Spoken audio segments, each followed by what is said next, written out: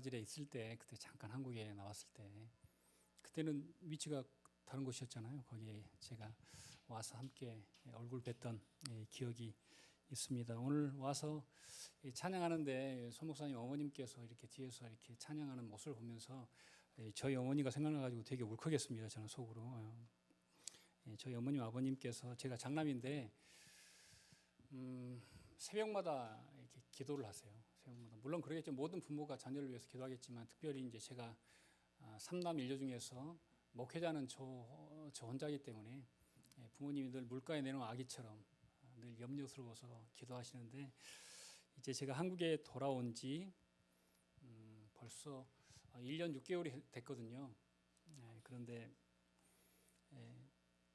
사역지를 구하려고 제가 담임 목사 청빙 원서를 100통 이상을 썼을 거예요. 100통 이상을 썼는데 아직까지도 사역지를 찾지 못하고 있는 형편이거든요. 그래서 한 3, 4일 전에 상당히 기대했던 교회에서 또 연락이 왔어요. 저희 어머님 아버님이 특히 기대하셨던 교회예요. 아는 분도 계시고 해가지고 되게 기대하셨는데 안 됐다는 소식을 저보다 더 먼저 들었을 거 아니에요. 잘 아시는 교회니까. 그래가지고 어렵게 저에게 전화한 거예요. 성인아, 또 안 됐다고 한다. 하나님 뜻이 있겠지 하면서 막 우시는데 제 마음이 정말 아주 힘들었습니다.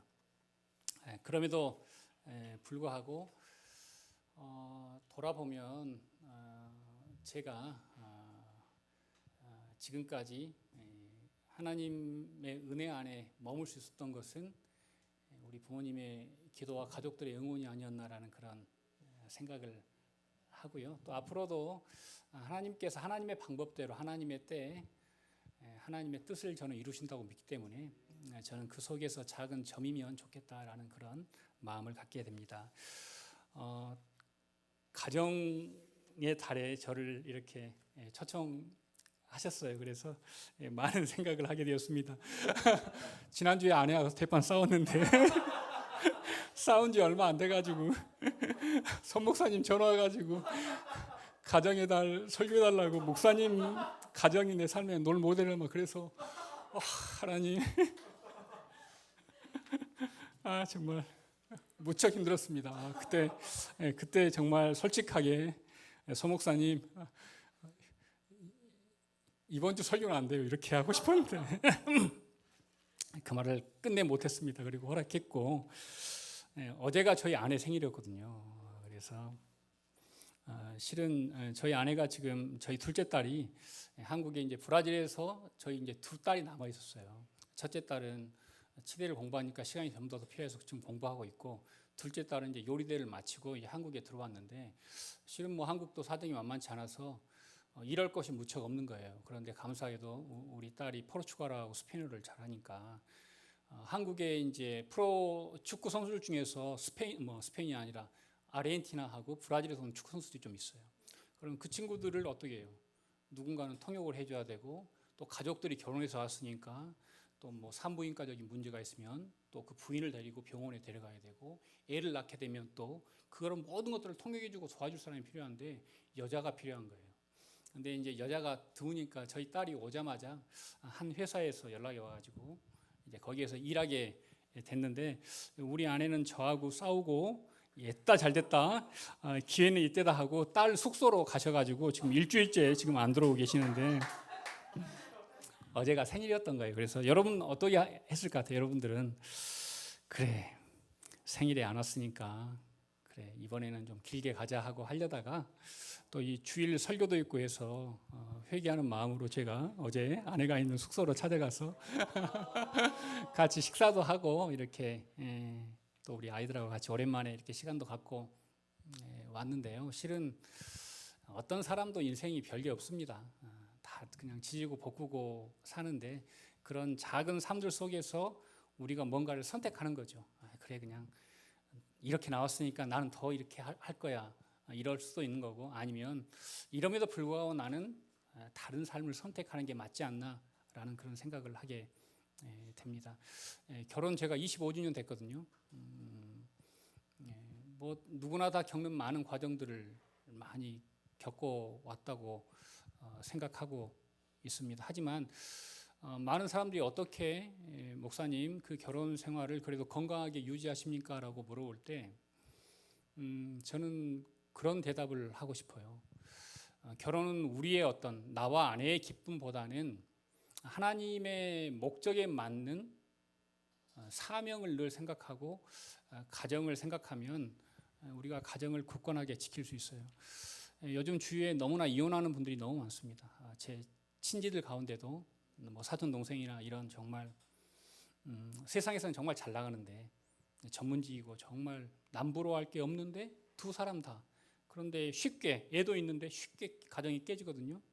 이유를 보니까 내 행복을 위해서예요. 내 행복을 위해서.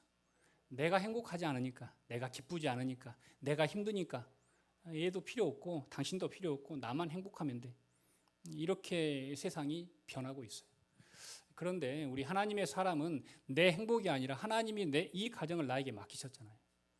그러니까 하나님의 사명을 생각하면 우리가 부족해도 그 사명을 지키려고 애를 쓰게 되면 하나님 우리에게 힘도 주시고 지혜도 주시는 줄 믿습니다. 이 자리에는 이미 가정을 이루신 분도 계시고 또 가정을 앞으로 이루어질 분도 계시겠지만 꼭 이 부분을 기억하고 있다면 우리가 어떤 어려움 속에서도 흔들리지 않을 거라고 저는 믿습니다. 역사학자들이 이런 말을 했어요. 이스라엘 민족들이 그 많은 시련과 핍박에도 끝내 민족을 이루고 이렇게 정말 세상에서 빛을 내며 사는 이유는 그들은 집, 하우스는 없어도 우리는 홈, 가정은 있다라는 모토를 늘 마음에 가지고 있었기 때문이라고 합니다. 그렇지 않습니까? 여러분 그들 게토에서 집 다 뺏겨버리고 유대인들이 유럽에서 얼마나 잘 살았어요. 정말 그 당시에 1940년대 그 당시에 정말 대단한 집들에 살았거든요. 그런데 그 집을 나치에 다 빼앗겨버리고 게토로 그러니까 집단 거주 시설로 옮겨져 가지고 방 한 칸에 3가정, 4가정이 함께 살았어요. 여러분 얼마나 그들이 정말 한이 맺혔겠어요. 그런데 그것도 행복이었어요. 얼마 뒤에는 어디로 끌려가죠? 수용소로 끌려갑니다. 죽음의 수용소로 끌려가서 남자와 여자와 아이와 늙은이가 분리되고 그리고 아이들과 늙은이는 먼저 처형되고 그리고 쓸모없는 사람은 다 처형되고 그런데 나치가 한 일이 뭐예요? 가정을 해체하는 거예요. 제일 먼저 한 일이 뭐예요? 가정을 해체하는 거예요. 남자와 여자를 나누고 아이를 나누고 부모를 나누고 그게 여러분 나치가 하는 일이고요. 지금도 세상의 사단들이 가장 먼저 하는 일이 가정을 분열시키는 일이에요. 그래서 우리는 늘 그 부분에서 깨어서 있어야 합니다. 여러분 성경을 보면 하나님의 아이디어가 2가지 기관이에요. 구약의 가정, 하나님의 아이디어고요. 신약의 교회, 하나님의 아이디어예요. 이건 인간의 아이디어가 개입되어 있지 않습니다. 에덴 동산에서 하나님의 주례로 가정이 출발하고 교회가 또 하나님의 아이디어로 출발하게 됩니다. 여러분 이 가정과 교회의 공통점이 뭘까요?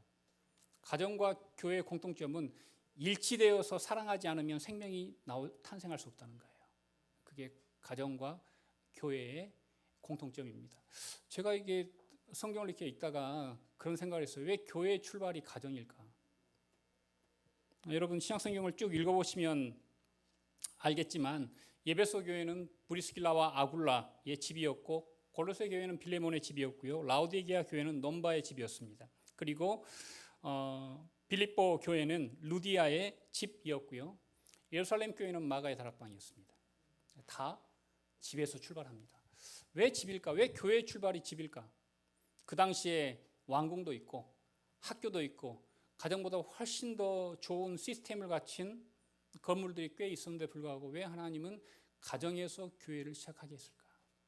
이 부분을 우리는 깊게 생각해 보아야 합니다. 여러분 가정은 생명을 낳고 생명을 기르는 곳입니다. 그게 가정의 가장 큰 사명이에요. 그런데 생명은 정말 사랑하지 않으면 생명이 태어날 수 없는 거예요. 생명이 태어나도 온전한 사랑 속에서 태어나지 못한 생명들이 이 땅에서 얼마나 힘들어하는지 울부짖는지 여러분들은 아실 거예요. 그래서 가정이 건강해야 되고요. 그리고 그 가정들이 건강해야지 그 교회도 건강할 줄로 믿습니다. 저는 강남 기쁨의 교회가 정말 말 그대로 하나님이 주신 큰 기쁨이 넘치는 교회가 되시기를 간절히 소망합니다. 제가 성경의 그 가족들을 이렇게 쭉 가족사를 보니까 두 가지의 역사가 가족사에 흘러갑니다. 첫 번째 역사는 편애의 역사입니다. 편애. 아브라함은 이스마엘과 이삭 중에 누굴 더 사랑합니까? 뭐 이런 편애의 역사가 성경에는 깊게 흘러가고 있습니다. 자, 이스마엘과 이삭, 그리고 이삭은 에서와 야곱, 또 야곱은 11 형제들과 요셉. 이런 성경에는 하나의 큰 사랑하는데 한쪽으로 치우친 사랑의 이야기가 흘러가고 있고, 또 한쪽에서는 자식들이 서로 기득권, 복, 장자권, 축복권, 이런 실질적인 어떤 복을 얻기 위한 투쟁의 역사가 일어납니다. 이스마엘과 이삭의 싸움, 에서와 야곱의 싸움, 이 모든 것들이 그런 두 가지 역사가 동시에 그 믿음의 가정에 오롯이 흘러간다는 것은 우리에게 많은 것을 시사합니다. 자, 여러분, 예수 믿으면 만사형통이고 아무런 문제가 없습니까? 아니요. 예수를 믿어도 그 가정에 이런 편애의 역사와 이런 싸움의 역사가 계속해서 동시에 흘러가고 있다는 것을 우리는 기억해야 합니다. 이런 어려움이 흘러간다고 하나님께서 그들과 함께 하지 않는 게 아니라는 것을 우리는 오늘 본문을 통해서 다시 한번 확인해 볼 수 있습니다. 자, 여러분, 오늘 본문의 주인공이 누굽니까? 요셉입니다. 제 영어 이름이 요셉이고요. 포르투갈어로는 조세라고 합니다. 조세.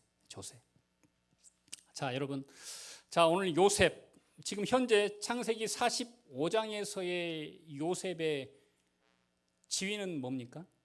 어떤 삶을 살고 있습니까? 인생에서 가장 정점에 있는 대애굽 제국의 총리가 되어서 지금 요셉이 이 자리를 잡고 있고, 그 밑에 형들이 무릎을 꿇고 부복하고 있는 모습이 오늘 본문에 나오는 모습입니다. 제가 오늘 본문을 보면서 이 요셉을 통해서 실은 하나님이 그 시대를 살리거든요. 온 열방을 살리죠. 온 열방을 기근에서 살리죠. 생명을 구원하는 일을 요셉이 하는데, 또 깊게 보면은 요셉이 세상 큰 일만 하는 게 아니라 오늘 성경을 들여다보면 요셉이 그들의 파탄난 가정을 살려요.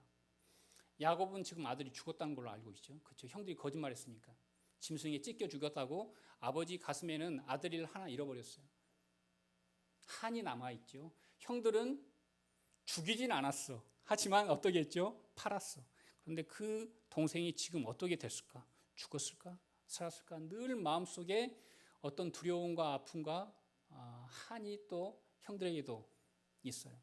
어찌 보면 너무나 많이 깨져버린 가정인데, 이 요셉이 어떤 역할을 하느냐에 따라서 이 가정이 완전 대반전을 이룰 수 있고, 아니면 정말 끝날 수도 있는 중요한 포인트가 오늘 본문, 우리가 함께 읽은 본문이에요. 그러한 관점으로 오늘 본문을 여러분들이 한번 보시면 더 하나님이 가정을 얼마나 중요하게 생각하느냐를 우리가 따라가 볼 수 있습니다. 자, 여러분, 한번 성경 3절을 한번 보시죠. 45장 3절 찾으신 분이 한번 읽어주시면 감사하겠습니다.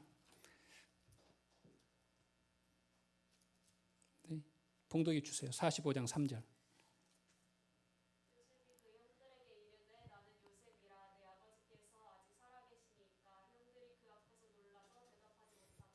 아멘. 자, 드디어 요셉이 자기의 정체를 밝혔습니다. 그 전장까지만 해도 형들이 몰라요. 그런데 드디어 이 45장에서 형들이 요셉의 정체를 알게 됩니다. 그 전까지는 애굽 총리와 만남이었어요. 그냥 사무적인 만남이었어요. 요셉도 형들이 많이 변했나 안 변했나 주시하고 관찰하는 입장이었다면, 오늘 본문은 가족끼리의 상봉이 처음 등장하는 대목입니다. 제상봉장이라고 저는 표현해요. 제상봉장. 자, 그런데 이 제상봉장에서 요셉이 뭐라고 해요? 자기를 뭐라고 표현합니까? 나는 대제국의 총리요. 이렇게 자기를 소개하지 않고요. 나는 요셉입니다. 히브리어로 아니 요셉. 나는 요셉입니다라고 소개를 합니다. 저는 이 부분에 상당히 큰 은혜를 받았습니다. 원수 같은 형들 앞에서 자기 자신을 알릴 때 사분의 바네아라는 애굽식 이름도 총리의 직함도 다 걷어내버리고 나는 요셉입니다. 형들이 기억하는 요셉, 형들이 팔았던 요셉, 형들이 볼 때 허황된 꿈을 꾸었던 요셉, 그 요셉이 납니다 라고 자기 자신을 소개하고 있습니다. 애굽에서 20년을 살았고 지금 현재 막강한 권력을 누리고 있지만 자기는 아브라함, 이삭, 야곱을 잇는 하나님의 꿈을 이루는 징검다리일 뿐이라고 자기 자신의 이름을 요셉이라고 소개하고 있는 것입니다. 저는 이 자리에 있는 우리 성도님들이 앞으로 세상을 살아가면서 더 훌륭한 직함이나 더 많은 어떤 포지션이나 더 많은 힘, 많은 것들을 얻을 수 있겠죠. 세상을 살다 보면. 하지만 실은 우리의 정체성은 외적으로 덮여지는 것이 우리의 정체성을 나타내는 것이 아니라 내면에 깃들어 있는 것이 실은 우리의 진실이고 진심입니다. 하나님은 그걸 쓰시거든요. 그래서 바라기는 내 안에 있는 요셉, 그 요셉을 죽이지 마시고 그냥 세상에 있는 어떤 총리의 이름으로 나를 덮어가면 그때 무너지는 거예요. 제 이제 주위에도 이제 제 동기들이 제가 올해 나이가 52이에요. 나이가. 그러니까 적은 나이가 아니에요. 지금 제 나이가 어찌 보면 목회 선상에서 가장 정점을 찍을 나이예요. 그러니까 그냥 이건 제 혼자 생각이에요. 신학교 다닐 때 나보다 훨씬 더 아닌 것 같은데 지금 훨씬 큰 교회, 저는 지금 교회 사역도 하지 않고 있는데 담임 목사 천국도 번번이 떨어지는데 어떤 친구는 지금 아주 큰 교회에서 보란듯이 목회를 하고 있는 분들이 있어요. 그런 걸 볼 때 어떨 것 같아요, 여러분?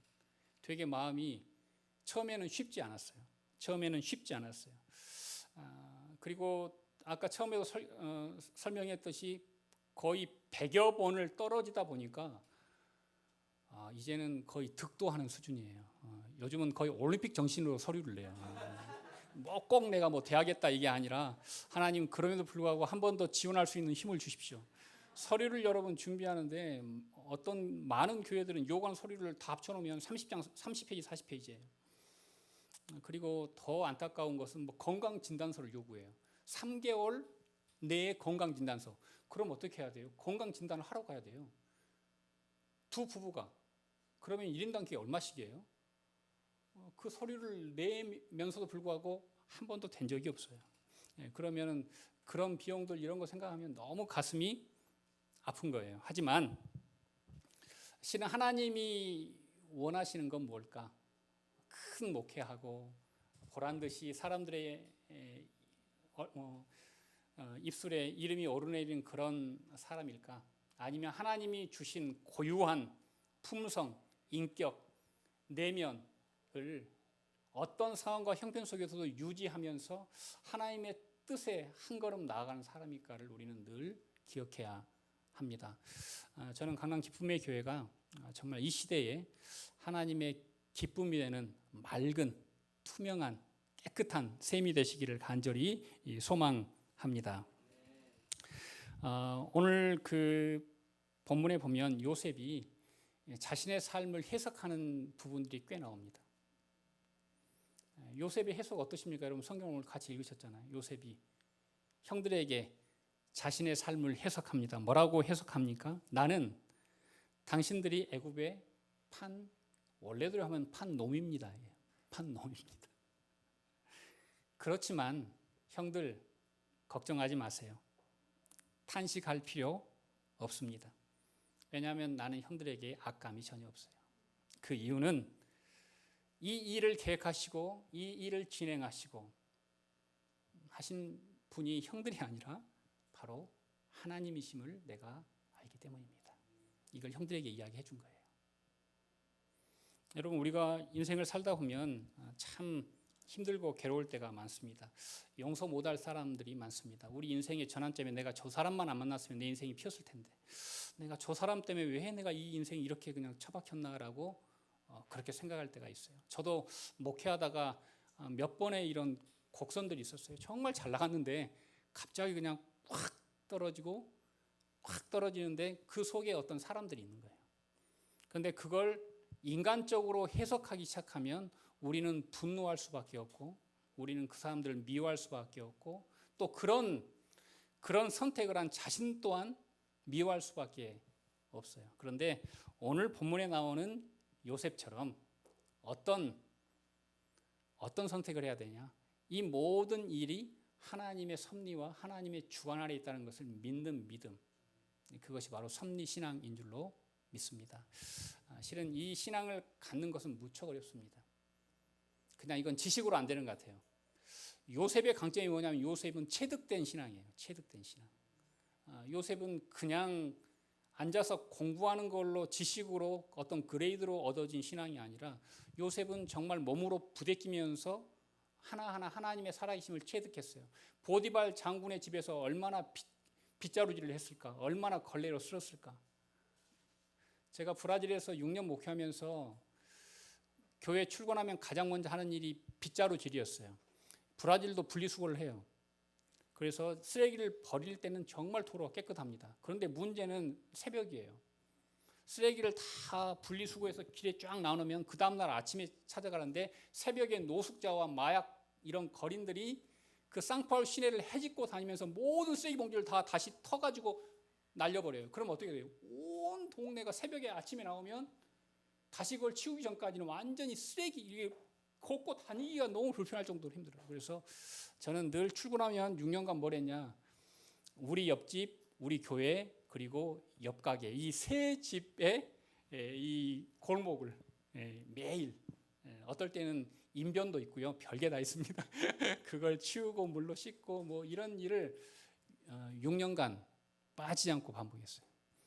그래서 는 게 이 팔 근육이에요. 팔 근육. 브라질 빗자루는 길어요. 우리 빗자루는 이렇게 쓰잖아요. 브라질은 서서 이렇게 쓰는데 처음에는 이게 너무 어색한 거예요. 그런데 이제 6년을 쓰다 보니까 이제는 내공이 생겨가지고 요즘 저는 이제 양평에서 시골집에 사는데 아침에 일어나면 또 그 습관이 그 취미가 어디 가겠어요. 또 아침에도 이렇게 요즘은 꽃가루를 쓰고 있는데 우리가 우리의 인생을 어떻게 해석하느냐 그게 저는 분명 중요하다고 저는 믿습니다. 주어진 삶 속에서 하나님의 뜻을 이루는 건 대단히 큰 일이 아니에요. 실은 요셉이 체득된 믿음은 하나님이 함께 하셔서 요셉이 형통했다는 말이 있는데 거기에 붙어있는 요셉의 동사를 보면 노예로 있을 때 또는 죄수로 있을 때 그가 할 수 있는 지극히 드물었어요. 그가 노예로 있으면서 어떤 큰일을 하겠어요. 그가 감옥에 갇혀가지고 어떤 큰일을 하겠어요. 하지만 하나님은 늘 그가 형통했다고 말씀하셨고 그리고 요셉은 늘 하나님과 함께 했음을 우리는 기억해야 합니다. 바로 그것이 우리가 하나님의 큰 섭리를 볼 수 있는 은혜입니다. 제가 존경하는 그 가문이 하나 있는데 토레이 가문이에요. 토레이. 혹시 토레이 가문 하면 생각나는 사람 있습니까? 힌트를 드릴까요? 태백. 그렇죠. 이 토레이, 태백의 그 예수원을 창시한 분은 토레이 3세입니다. 토레이 1세는 무디라는 걸출한 분과 동시대를 살았던 분이고 그 당시에 예일을 나와서 독일에서 박사학위를 받고 미국에서 잘 나가던 설교사였어요. 그러다 무디와 함께 연합집회하다가 나중에는 무디 기념교회 담임 목사를 합니다. 엄청 목회자로는 최상의 가문이었어요. 근데 그 사람이 돌연 성령 체험을 하고 뭐라고 이야기를 했냐면 제가 여기다 적어왔어요. 성령 받은 사람의 필수적인 의무는 안주가 아니라 헌신입니다. 그는 성령 받고 이걸 깨달아서 그래서 좋은 모든 자리를 사직합니다. 그리고 중국으로 떠나요. 그리고 중국 선교사를 합니다. 그러다가 둘째 토레이 2세가 태어났고 토레이 2세가 중국에 남아서 선교를 하다가 큰 교통사고를 당해서 손 하나를 잃게 됩니다. 사고로 한 팔을 잃게 된 거예요. 그리고 치료차 잠시 미국으로 돌아갔다가 중국으로 오려고 그랬는데 그때 한국 전쟁이 난 거예요. 그래서 중국보다는 한국에도 손길이 펴야겠어 하고 한국으로 와 보니까 역시 피난민들, 군인들 뭐 할 거 없이 이 폭격이나 이런 총상에 한 팔이나 발이나 이런 장애를 입은 사람들이 너무 그 땅에 많은데 그걸 재활이나 보조기구나 이런 개념이 전혀 우리나라에는 없었던 거예요. 그래서 그 사람이 기록해 놓은 그 편지를 보니까 자기가 의수와 의족, 그러니까 이 손과 발을 만든 개수가 4,500개 이상이었다라는 기록이 있어요. 그러면 다른 말로 무슨 말이에요? 4,500명 이상에게 새로운 삶을 그들이 드린 거예요.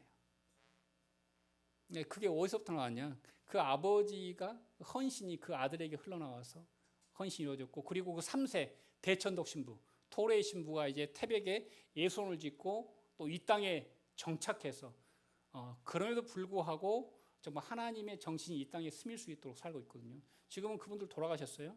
그리고 그 아들 벤 토레이가 지금 4대째 이제 그 예수원에서 그 일을 감당하고 있는데, 여러분 예수원 가보셨습니까? 한번 가보신 분들 한번 손 한번 들어보세요. 네, 제가 예수원을 4번 정도 가는 것 같은데요. 일반인들은 2박 3일 방문할 수 있습니다. 2박 3일을 방문할 수 있어요. 비용은 없습니다. 가면 거기서 숙식을 다 제공합니다. 오전과 오후에 조금씩 일만 하면 됩니다. 나머지 시간은 그냥 묵상하고 혼자서 쉬면 되는데, 저는 그 청년회 때 그리고 또 우리 서 목사님과 같이 목회하는 뭐 장석교회 때 좀 시간이 있거나 그럴 때는 꼭 한 번씩 갔습니다. 그리고 아주 내 인생에서 너무나 힘들 때 그럴 때는 거기에서 올라갔었는데, 한번 여러분도 나중에 다른 곳 가지 마시고 시간이 허락하시면 미리 전화나 이렇게 인터넷으로 예약하면 됩니다. 그래서 한번 가셔가지고 내가 정말 하나님 뜻 안에서 바르게 내 삶을 경험하고 있는가를 한번 돌아볼 수 있는 좋은 기회가 되는 곳이라 한번 소개를 해드립니다. 여러분, 저는 실은 이 토레이라는 가문은 어찌 보면 세상에서 정말 성공할 수 있는 가문이었어요. 그런데 이들은 세상에서의 성공 대신 성령 받은 사람으로서 안주보다는 헌신하기로 결단하고 그 삶을 사고 그 자녀들도 그 삶을 사는 거예요. 아마 토레이 1세가 나는 안주하고 누리는 삶을 살기로 결단했다면 큰 교회에서 목회하면서 그 자녀들은 대대로 아마 목회직을 세습하거나 아니면 대학교에서 신학교에 교수를 하거나 아마 잘 누렸겠지요. 하지만 아버지의 그 헌신을 통해서 그 자녀들도 여전히 하나님께 기쁨이 되는 삶을 산다는 것을 우리가 기억을 해야 합니다. 오늘 본문에서 요셉이 막 울어요. 여러분 요즘 울어본 적 있습니까? 운다는 건 되게 건강한 거예요. 남자들은 제 나이 되면 눈물이 나오기 시작합니다. 갱년기가 되면. 저는 이제 예전에 막 선배들이 너 나중에 너 50 넘어봐. 너 이제 너 눈물도 많아지고 성격도 소심해지고 아내가 무서워지고 막 세상이 막 변한다는 거예요. 그래서 내가 웃었죠. 그럴까 그랬더니 정말 제가 이제 갱년기가 되니까 그 말들이 이해가 돼요. 사람은 누구나 다 그 모든 인생의 그 성장 과정을 겪는 거예요. 그것도 하나님이 설계하신 설계도 안에 들어가 있는 거예요. 그래서 저는 그것이 좀 힘들다 이게 아니라 이것도 누려야겠구나. 이때 더 눈물 흘리고 이때 더 마음 아파하고 이때도 위축되어서 내가 얼마나 작은 존재인가를 요즘은 잘 생각해 보고 있습니다. 자, 여러분 요셉의 눈물은 크게 저는 3가지라고 생각해요. 첫 번째는 우리가 용서의 눈물을 좀 흘려야 됩니다. 용서할 수 있는 눈물. 또한 우리는 서로 좀 화해할 수 있는 눈물을 가져야 돼요. 그리고 또 한 가지는 사명의 눈물이 좀 있어야겠다. 요셉의 눈물은 제가 오늘 본문을 보면서 이 3가지가 함축되어 있는 눈물 같아요. 이 속에는 용서도 있고 형들에 대한 화해도 있고, 그리고 형들이 이제는 먹고 사는 이런 일을 넘어서 하나님의 좀 역사 속으로 함께 들어가면 좋겠다. 이런 소명도 이 눈물 속에 저는 포함되어 있었다고 믿습니다. 그래서 그런 눈물들이 형들의 마음을 움직이고 그리고 아버지의 마음도 움직여서 이제 하나님의 큰 구원의 역사에 전 가문이 들어오고 순종하는 일들이 이제 오늘 본문 이후에 이렇게 이어지게 되는 것입니다. 자, 여러분 5절과 먼저 5절을 한번 눈으로 보시고요. 7절과 8절을 한번 눈으로 보시면서 한번 주어에 여러분 밑줄을 한번 볼펜이 있으면 뭐 그으셔도 되고요. 아니면 눈으로 요셉의 주어가 이거구나라고 한번 찾아보시면 좋겠어요. 자, 5절, 7절, 8절. 자, 제가 5절을 한번 중요 부분을 봉독하겠습니다. 당신들이 나를 이곳에 팔았으므로 근심하지 마소서, 한탄하지 마소서. 하나님이 생명을 구원하시려고. 자, 주어가 뭡니까? 하나님이죠. 자, 두 번째 7절과 8절. 하나님이 큰 구원으로 당신들의 생명을 보존하고 당신들의 후손을 세상에 두시려고 나를 당신들 앞서 보내셨으니. 요셉을 선교사로 파송한 분이 누구십니까? 하나님이. 그렇죠. 자, 8절 보면 나를 이리로 보낸 자는 당신들이 아니요 하나님이시라. 하나님이 나를 바로의 아비로 삼으셨습니다. 바로가 나를 임명한 게 아니라 누가 자기를 임명했대요? 하나님께서. 이게 바로 요셉의 인생의 해석이요, 요셉의 주어입니다. 실은 우리는 늘 이 인생을 늘 끌려가는 사람들을 보면 주어가 각기 다른 객체예요. 그런데 이 인생을 하나님 뜻대로 살아가는 사람들은 주어가 딱 하나예요. 하나님께서 내 인생을 이끄신다. 하나님께서 내 인생을 책임지신다. 하나님께서 내 인생을 기억하신다. 저는 이 자리에 있는 모든 분들이 여러분들의 삶이 하나님이 주어가 되시는 삶이 되시기를 간절히 소망합니다. 자, 요셉은 하나님께 파송받은 사람이에요. 어찌 보면 구약의 첫 파송자일 수도 있습니다. 요즘 저는 양평에서 이렇게 지내고 있는데 집에 땅이 있어요.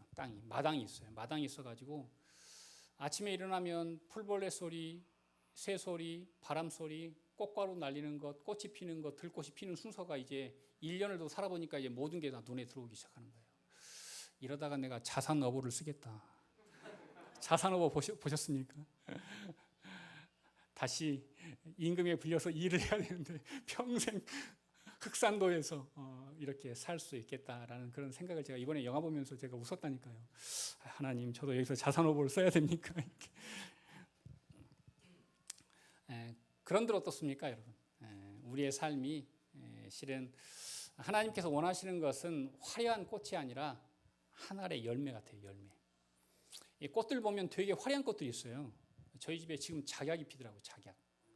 작약은 꽃이 되게 화려해요. 되게 화려한데 모든 꽃들은 꽃이 목적이 아니에요. 뭐예요? 꽃이 피는 이유가 뭐예요? 열매, 씨앗 때문에 그러는 거예요. 씨앗. 꽃이 피고 진 후에 뭐가 꼭 맺히냐? 모든 식물들은 씨앗이 맺힙니다. 그래서 그 씨앗이 나중에 또 생명을 이어가고 더 번성하게 되죠. 그게 떨어지면 예전보다 훨씬 더 꽃밭이 늘어나게 되는 거예요.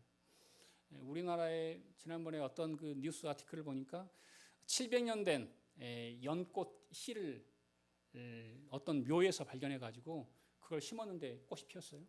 근데 와 놀랐는데 더 놀라운 것은 이집트에서 뭐 3000년 된 씨앗이 발화하는. 그러니까 여러분, 씨앗 속에는 정말 작지만 그 속에 생명력이 있다는 것을 우리는 늘 기억해야 합니다. 그래서 우리 인간들은 우리 인간 존재 자체는 누구나 다 비슷해요. 어떤 사람들은 부자고, 어떤 사람들은 많이 배웠고, 또 어떤 사람들은 좋은 집에 살고, 어떤 사람들은 아름답고, 뭐 이런 것도 있을 것 같은데 실은 그건 껍질에 불과하고요. 실은 그 안에 결정체인 생명, 그 생명을 하나님이 보시는 거예요. 이걸 꺼트리지 않아야 돼요. 이 등불을 우리가 꺼트리지 않아야 되는데 우리 많은 사람들이 이건 다 잃어버리고 외모적인 것만 막 식스팩만 만들려고 하고 성형을 해서라도 아름답게 보이려고 하고 이런 정말 이 땅 가운데 이런 악이 지금 너무나 만연되어 있음을 우리는 다시 한번 깊게 살펴봐야 합니다. 자, 여러분, 오늘 요셉으로 다시 한번 돌아가서요. 제가 요셉을 보면서 이 덕분에와 때문에라는 생각을 한번 하게 됐어요. 여러분, 덕분에와 때문에. 요셉은 보디발 덕분에, 보디발 부인 덕분에, 보디발 부인이 보낸 감옥에 있는 간수장 덕분에, 감옥에 갔는데 바로의 고관들이 와서 나중에 자기를 다 잃어버렸지만 그들 덕분에 그 인생들이 다 하나님의 뜻에 부합해서 자기를 도왔다고 요셉은 믿었어요. 그런데 이걸 반대로 우리가 믿음 없는 눈으로 보면은 보디발 때문에, 보디발 부인 때문에, 간수장 때문에, 그리고 거기에서 만난 고관들, 떡과는 술과는 때문에 내 인생이 이렇게 꼬였어라고 이야기할 수 있는 거예요. 그래서 바라기는 저는 우리가 늘 이 때문에라는 부분을 늘 잃어버려야 돼요. 가정도 마찬가지예요. 내가 저 남편 때문에, 내가 우리 아이 때문에 이렇게 시작하면 그 가정은 바람잘 날이 없어요. 하지만 우리 아내 덕분에, 내 자녀 덕분에 이렇게 되면 이게 반듯하게 펴지는 것을 우리가 경험할 수 있습니다. 저희 애들 이남 이녀거든요. 한국에서 실은 내 아이들을 키운다는 게 너무 어려웠어요. 실은 그 내 아이 중에서 공부를 제법 잘하는 애가 있었거든요. 걔를 밀어주면 좋은 대학에 갈 수 있을 것 같았어요. 그런데 문제는 다른 세 아이들은 어떻게 해요? 걔만 밀어주면 다른 애들은 학원을 보낼 수가 없잖아요. 그래서 저희 부부가 애들이 초등학교 때 결정했어요. 냈다 보내지 않기로. 그래서 우리 아이들은 정말 행복한 초등학교와 중학생 시절을 보낸 거예요. 왜냐하면 애들 친구들은 다 학원으로 다시 어려운 삶을 시작하는데 우리 애들은 집으로 와서 놀았거든요. 친구들이 우리 애들 보고 너무 부럽다고. 왜? 학원을 안 가서. 그래서 학원을 안 보내고도 이렇게 떳떳할 수 있구나. 그런데 실은 저는 솔직히 너무 마음이 아팠어요. 내가 능력이 없어서 우리 아이들을 사교육을 제대로 시키지 못하고 그 덕에 애들이 좋은 대학에 갈 수 없고 그러면 직장도 제대로 할 수 없고 이런 어떤 순차적으로 이어질 수밖에 없는 한국의 이런 라이프 스토리 속에서 함몰될 수밖에 없었어요. 그런데 하나님께서 저에게 브라질이라는 새로운 땅을 보여주신 거예요. 갈래? 너 그 나이에 갈 수 있어. 45살에 모든 걸 포기하고 한국에서의 모든 걸 포기하고 거기를 갈래? 그리고 가서 모든 걸 장담할 수 없어. 근데 역시 갔는데 모든 게 제 뜻대로 된 게 아무것도 없어요. 처음 청빙한 교회는 저를 버렸고요. 그리고 어렵게 개척한 교회는 브라질 경제 파탄과 동시에 교회도 어려워졌어요. 정말 브라질에서의 하루하루는 이거 뭐 지금 한국에서 견디는 것보다 한 100배 정도 더 어려웠던 것 같아요. 근데 하나님께서 우리 아이들을 훈련시켰어요. 여러분, 큰애는 고등학교 때 갔어요. 나머지는 중학교, 초등학교 때 갔어요. 1년 동안, 거의 2년 동안 걔들은 학교에 가요. 학교는 가요. 그러면 선생님이 무슨 말을 하는지 아무것도 몰라요. 친구들이 무슨 말 하는지 아무것도 몰라요. 친구들은 자동으로 왕따예요. 그렇죠? 말이 안 통하는데. 조별 학습을 너무 많이 외국은. 그런데 서로 쟤를 데려오기를 되게 꺼려해요. 그러다 보니까 자연스럽게 눈치가 보여요. 그런 세월을 너무 이렇게 1년, 2년을 산 거예요. 실은 저희가 이민 목회를 떠나면서 저는 뭐 제 사역만 생각하잖아요. 그런데 아이들이 감당해야 될 그런 짐들을 생각했다면 이민을 못 갔을 거예요. 모르니까 간 거예요. 애들이 그걸 고스란히 겪어내고 2년이 지나서 언어를 뚫어냈어요. 그리고 이건 뭐 하나님의 은혜예요. 어떤 개인의 자랑이 아니라 저희 큰딸 같은 경우는 쌍파울 주립대는 세계 30위 대학이고요. 걔가 다니는 치대는 세계 18위 대학이에요. 근데 거기를 고등학교 때 이민 와가지고 거기를 들어갔어요. 거기는 브라질 인구 2억 3천만 중에서 2%가 가는 대학이에요. 이건 그냥 인간의 힘으로는 설명할 수 없어요. 근데 하나님께서 그 어려움을 뚫고 그 자리에 저희 딸을 심으셨는데 저희 딸은 꿈이 있어요. 아빠 나 의사소에서 돈을 벌 거야. 그게 아니라 아빠 저는 국경 없는 의사회나 아니면 유엔 가서 정말 어려운 사람들과 함께 이 의술을 펼치고 싶어요. 이게 제 딸의 소박한 꿈이에요. 그래서 딸 덕보기는 힘들겠구나. 마음을 잡았어요. 여러분 뭐가 형통일까요? 뭐가 우리가 하나님의 뜻을 이루는 것일까요? 우리는 그 부분을 깊게 생각해 보아야 합니다. 끝으로 9절과 10절을 한번 보시면 9절에는 이런 말이 있어요. 지체 말고 내게로 오세요. 이런 표현이 있어요. 자기에게 초청하죠. 자기 가족을 자기에게 초청해요. 그리고 10절에 보면 나와 가깝게 하소서. 나와 가깝게 하소서. 자, 요셉과 가까우면 뭐가 좋을까요? 뭐가 좋을 것 같아요? 동일이 요셉과 가까우면 뭐가 좋을 것 같아요? 그러겠지. 그럴 거야. 한 자리도 줄 수 있어. 요셉과 가까운 것은 다른 사람들이 생각할 때는 세상 사람들의 관점에서는 요셉과 가깝다는 건 바로 가깝다는 거예요. 그렇죠? 그런데 오늘 본문에서 요셉이 말하는 자기와 가깝다는 것은 바로와 가까운 게 아니라 하나님과 가까운 걸 말하는 거예요. 이게 본문에 나온 게 바로 그 표현이에요. 나와 가깝게 하소서. 내게로 내려오십시오. 은혜 가운데로 초청하는 사람이 바로 요셉이에요. 저는 가정에 이런 사람들이 꼭 있어야 한다고 저는 믿어요. 여러분들이 집에서 그런 자녀 역할을 해야 돼요. 부모님들을 은혜의 자리로 초청하고 하나님께로 이끌고, 여러분들이 직장 생활 한다면 직장에서 그런 역할을 해야 돼요.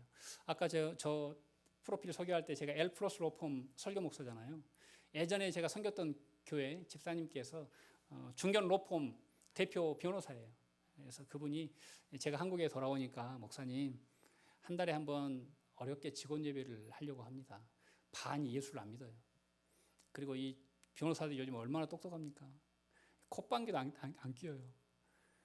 그래도 제 사명이라 생각하고 제가 이 일을 제 미션으로 생각하고 하는데 목사님이 좀 맡아달라고. 다 예수 믿으면 얼마나 편해요. 근데 반이 예수를 안 믿고 되게 힘들다는 거예요. 그런데 지금 엘프로스 로펌의 설교 목사로 지금 이제 반년 가까이 이렇게 섬기고 있는데, 그분들이 조금씩 말씀 앞으로 가까이 오고 또 여기에 대해서 또 반응하고 알고 싶어하고 이렇게 변화되는 걸 보고 그 대표 변호사님이 너무 기뻐하는 거예요. 그래서 꼭 예배가 끝날 때마다 저에게 문자를 보내요. 목사님 너무 감사해요. 우리 직원들이 목사님 설교하면 너무 좋아요. 막 이렇게 문자를 이렇게 보내면 저는 뭐 다른 어떤 기쁨이 아니라 그분들이 말씀 앞으로, 복음 앞으로, 하나님 앞으로 가까이 갈 수 있다는 게 큰 은혜고, 제가 그런 쓰임을 받는다는 것이 저는 큰 은혜입니다. 여러분들도 실은 세상이 이건 절대 알아주지 않거든요. 회사에서 뭐 큰 프로젝트를 성공시키고 이런 게 아니잖아요. 하지만 여러분들이 그런 일도 하지만 그럼에도 불구하고 그 일을 소홀히 하지 않으면 안 된다. 요셉은 세상에서 가장 큰 프로젝트를 성공해요. 그 당시에 전 세계의 기근을 어떻게 해요? 다 해결하는 프로젝트를 성공해요. 그렇다고 나는 큰 일을 하니까 내 가족 사는, 내 가정에 이런 일은 하찮은 거니까 나는 상관없어. 이건 형들이 해. 형들이 만든 일이니까. 아니면 부모님이 하세요. 오셔서 부모님이 이 일을 이제 처리해 주세요. 나는 내일 바쁘니까. 이렇게 하지 않습니다.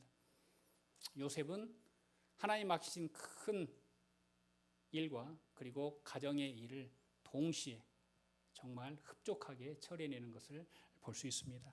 저는 여러분들이 이런 삶을 살아가시기를 간절히 소망합니다.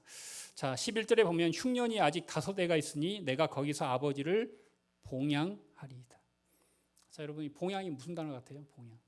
잘 받들어 섬기는 건데, 흉년에 잘 받들어 섬기는 건 뭐예요? 잘 먹이는 거잖아요. 잘 먹이는 것. 이 집사라는 용어가 원래 그 헬라어 보면 디콘인데요. 디콘이 디아코니아에서 나왔어요. 이 디아코니아는 다른 말로 하면은 먹이는 거예요. 그것도 먹이는 거. 교회 집사는 먹이는 사람이에요. 육의 양식과 영의 양식을 공급해 주는 사람. 오늘 요셉도 뭐예요? 먹이는 사람이에요. 세상에 많은 열방이 굶어 죽는데 요셉을 통해서 하나님이 다 모든 사람들을 먹여 살리도록 했고, 요셉은 자기 가족을 봉양하겠대요. 잘 먹이겠대요. 근데 이 말 속에는 무슨 뉘앙스가 있어요? 그냥 세상적으로 진수성찬 상다리가 휘어지게 먹고 마시는 이런 게 아니라 그들이 하나님의 말씀을 잘 먹고 마실 수 있도록 자기가 그런 삶을 살겠노라는 결단이 이 속에 숨어 있는 거예요. 그게 봉양이라는 단어 속에 숨어 있는 거예요. 저는 여러분들이 부모를 봉양하시길 바랍니다. 선물도 하고 잘 먹이고 정말 감사하고 효도하는 거 중요하지만 그 속에 부모님들이 하나님과 가까이 계실 수 있도록 부모님을 위해서 기도도 하고, 이게 봉양이에요. 그래서 요즘 그 그리스도인들 보면 이 부모에게 효도하는 사람들이 없어. 시간 관계상 뭐 짧게 이야기하자면, 지난번에 제가 한국에서 오자마자 사고가 났어요. 택시를 탔는데 택시 기사가 차를 뽑은 지 이틀 됐는데 그 차가 거의 폐차할 수준으로 사고가 났어요. 전 뒷자리에 탔는데 하나님 보호하심으로 하나도 안 다쳤어요. 근데 이제 문제의 발단은 뭐였냐? 기사님이 차가 도는 모든 요점에 모든 교회가 있었는데 모든 교회를 욕하기 시작했어요. 자기가 권사의 아들인데 시작해가지고, 제가 목사인지도 몰라요. 근데 그냥 무조건 손님에게 대놓고 교회들 나오면 저 교회는 뭐가 문제고 저 교회는 뭐가 문제고 저 교회는 목사가 악하고 우리 엄마는 권사인데 뭐 가족들도 안 보내고 뭐 아주 그냥 욕을 하는 클라이막스에 차가 그냥 펑 하면서 사고가 나가지고 야 이제 이렇게 죽는구나 내가 이걸 스톱시켜야 되는데 스톱을 못 시켰구나 하고 있는데 차가 팍 돈 거예요. 아 이렇게 인생이 허무하게 끝나는구나 라고 생각했는데 하나님이 그 사람도 멀쩡하고 저도 멀쩡해요. 다만 차만 완전히 망가졌어요. 그 불평 소리가 사고와 함께 사라졌어요. 제가 그걸 이렇게 경험하면서 많은 생각을 하게 되었어요. 왜 그 사람이 예수 믿는 가족들을 욕했을까? 예수 믿지 않는 자기의 입장에서 볼 때는 예수 믿는 사람들이 그렇게 이기주의자래요. 교회도 이기주의자고 가족도 이기주의자고 엄마도 권사인데 이기주의자고 예수 믿는 사람은 다 이기주의자예요. 자기를 한 명도 돌보지 않는다. 자기 힘들게 이렇게 택시 운전하는데 한 명도 돌아보지 않는다. 그래서 저는 그분 마음이 조금 이해가 됐어요. 여러분 어떠십니까? 여러분 나만 잘 믿고 사는 게 중요한 게 아니라 실은 우리 예수 믿는 사람들은 오늘 본문에 나오는 요셉처럼 모든 가족들을 정말 하나님 가까이 감동시키며 이렇게 데려올 의무가 있는 거예요. 여러분 오늘 집에 가셔서 한번 요셉의 프로세스를 다시 한번 쭉 읽어보세요. 얼마나 그가 하나하나를 세밀하게 준비하는지 형들에 대해 대할 때 그리고 이런 단계들을 어떻게 하는가를 보면 그게 어떤 단계냐 형들을 괴롭게 하는 단계가 아니라 형들을 하나님께로 어떻게 이끌어오는 그런 모든 것들을 세밀하게 계획 세워서 진행하는 것을 우리가 볼 수 있습니다. 여러분 사람에겐 가까이 하고 싶은 사람이 있고 멀리 하고 싶은 사람이 있죠.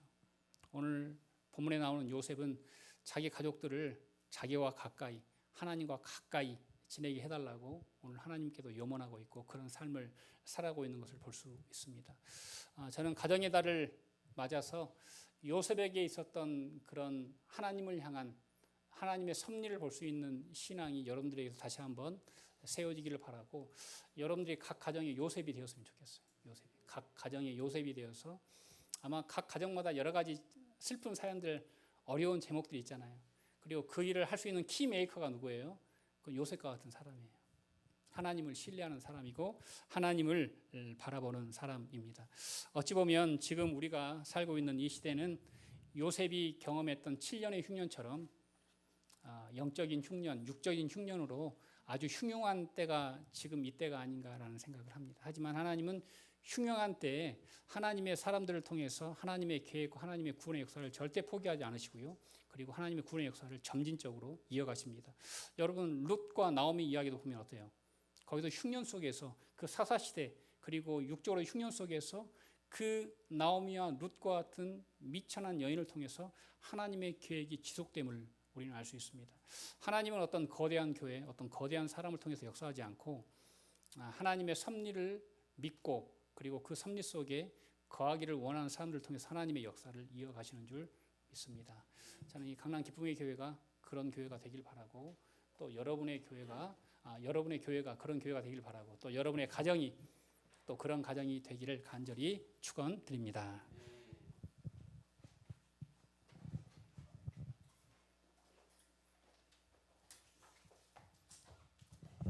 네, 우리 같이 찬양하고 오늘 말씀 생각하면서 같이 기도하는 시간 갖겠습니다.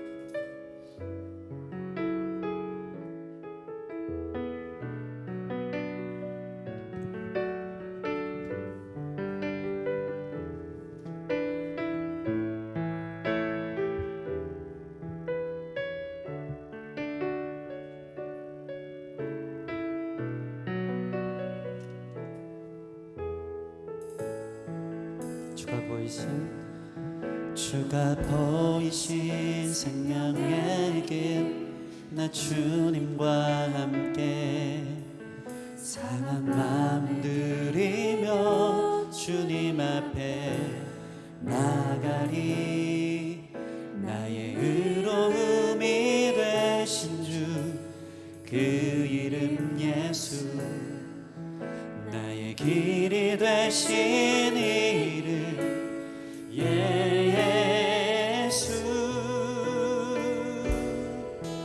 나의 길 오직 그가 하시나니 나를 단련하신 후에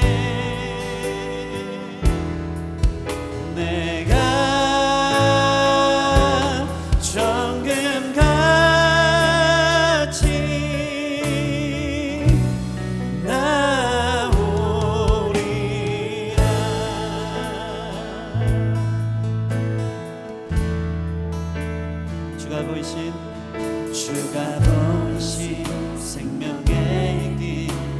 주님과 함께 사냥 남들이며 주님 앞에 나가리.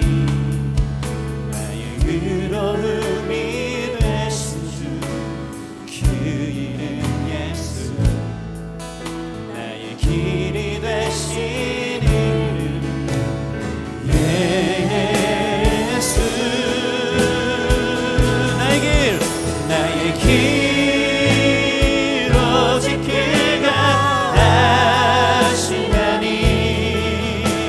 나를 단련하신 후에 내가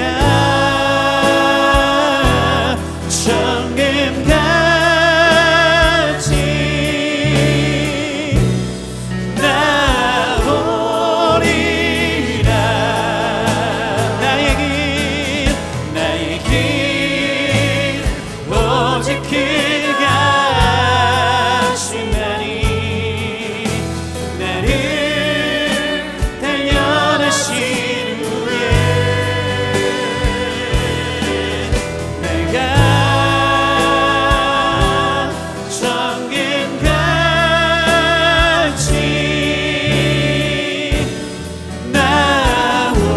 나오리라. 오늘 말씀 생각하면 같이 좀 기도했으면 좋겠습니다. 나는 요셉입니다. 요셉으로 사는 것, 나 자신이 누구인가? 세상이 얘기하는 어떤 겉에 보여지는 외적인 조건이 아닌 나 자신은 누구인가? 나는 정말 하나님이 나와 함께 하시는 섭리 가운데 있는 나임을 체득하며 살아가는가? 그래서 나의 삶이 모든 것이 누구누구 때문에가 아니라 누구누구 덕분에 하나님이 나를 인도하셔서 마침내 나를 통해 가정을 살리고 나라를 살리는 사명자로 세우시는 하나님의 섭리 가운데 내가 있기에 그게 바로 나 요셉입니다. 그게 바로 나 손우석이고 그게 바로 나 자신입니다라고 자신 있게 얘기할 수 있는가? 내 안에 있는 하나님의 생명력으로 인해 나의 과거가 상처 때문에 내 가정 때문에 내가 이 모양이 됐다는 것이 아니라 하나님, 내가 주님의 은혜 안에 내가 있음을, 주님이 나를 그곳에 두시면 주님의 놀라운 뜻이 있음을 제가 믿습니다. 하나님 신실하십니다. 하나님 덕분에, 하나님이 허락한 이 환경 덕분에 내가 단련되어 내가 정금같이 나아가며 나를 통해서 하나님의 생명을 증거하는 자로 다른 이를 초청해낼 수 있는, 다른 이들을 먹여낼 수 있는 그런 자로 하나님 나를 빚으시고 단련시키는 가운데 있는 줄 믿습니다. 우리의 삶의 해석이 달라지게 하여 주시옵소서. 내 삶에 하나님이 섭리하고 있습니다. 그렇게 외적인 조건으로 나를 포장하고 그것으로 나를 들여 보여지는 것이 아니라 하나님, 나 자신은 이런 존재입니다. 왜냐하면 내 안에 하나님이 계시기 때문입니다. 내 안에 생명이 있기 때문입니다. 내 안에 구원이 있기 때문입니다. 나를 인도하시는 주님이 계시기 때문입니다. 아버지, 나 자신으로 살게 하여 주시옵소서. 나를 부르신 나 자신으로, 사명으로 부르신 나 자신으로, 용서하며 화해하는 나 자신으로 살게 하여 주사 주님의 뜻을 이루는 자 되게 할 수 있도록 나의 과거의 해석이 달라지게 하여 주시옵소서. 우리 말씀 생각하며 같이 기도하며 나아가도록 하겠습니다. 함께 기도하시겠습니다. 주님, 감사하게 하여 주시옵소서. 분노와 원망과 상처 속에 쌓여서 아버지 신세 한탄하며 아버지 누구 때문에 이 모양이라고 생각했던 모든 원망들을 거둘 수 있는 이유는 우리를 단련시키시는 신실한 주님이 우리 아버지 되시기 때문인 줄 믿습니다.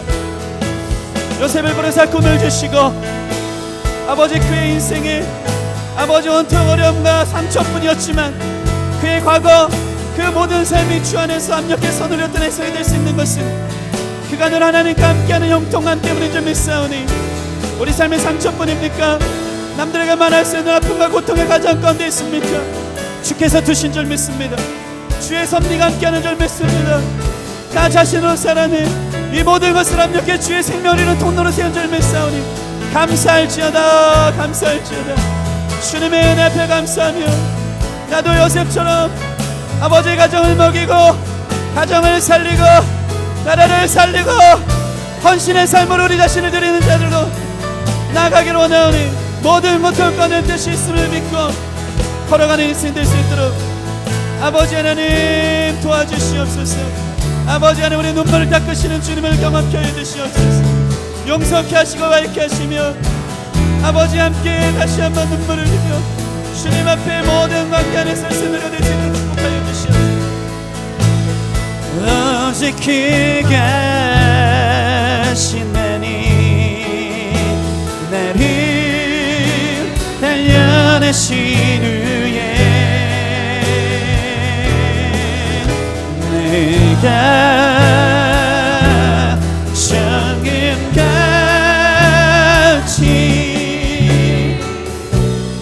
나오리라. 하나님, 지난날 우리 삶의 환경들, 관계들, 삶의 지경들, 처지들을 원망하며 살았던, 상처와 불신과 원망 속에 살았던 우리 자신을 오늘 만져주시니 감사합니다. 원망의 끝을 돌이켜 보면 이 가정 누가 허락했나, 이 사람 누가 만나겠나, 그 원망과 상처의 끝이 하나님을 향할 때가 얼마나 많은지 모릅니다. 하나님 때문에 내가 이렇게 됐다라고 하나님을 원망하며 근심 가운데 자기의 과거를 해석하는 자들이 있습니까? 요셉 또한 그랬을지 모르지만 하나님과 함께하는 형통함을 통해 그는 체득했습니다. 이 모든 것 가운데 하나님의 퍼즐이 있구나, 선하신 하나님의 계획이 있구나, 하나님의 단련의 과정이구나. 나를 정금 같게 하사 내가 알 수 없는 하나님의 방법과 지혜로 가정을 살리려고, 나라를 살리려고, 이렇게 역전시키려고 인도하셨구나. 그 신실한 요셉의 하나님이 우리의 하나님인 줄 믿사오니 세상적인 조건으로 포장하여 이게 나다, 이게 나니까 이렇게 사는 것이다 하는 것이 아니라 그 모든 것이 그 껍데기가 벗겨진 나 자신 안에 하나님 계시게, 나 자신에게 주시는 생명력으로, 그 은혜로, 그 사명으로, 용서와 화해의 삶으로, 그리고 다른 사람을 먹이고 살리는 삶으로 살아갈 수 있는 우리 자신이 되게 하여 주시옵소서. 하나님 실수하지 않으십니다. 하나님 계획이 있습니다. 하나님이 생각이 있으셔서, 계획이 있어서 우리의 삶을 그 자리 가운데 두신 줄 믿사오니 마침내 요셉과 같이 고백하는 날 올 줄 믿습니다. 아버지의 뜻과 계획 가운데 내가 여기까지 왔다고 고백하며 함께 찬양하게 되는 날이 올 줄 믿고 견디고 끝까지 견디어 하나님의 은혜와 섭리를 같이 발견하여 찬양하게 되는 거룩한 삶으로 우리 자신이 살아갈 수 있도록 좀 축복하여 주시옵소서. 감사와 찬양을 올려드리며 예수님 이름으로 기도합니다. 아멘. 우리 다 같이 자리에서 일어나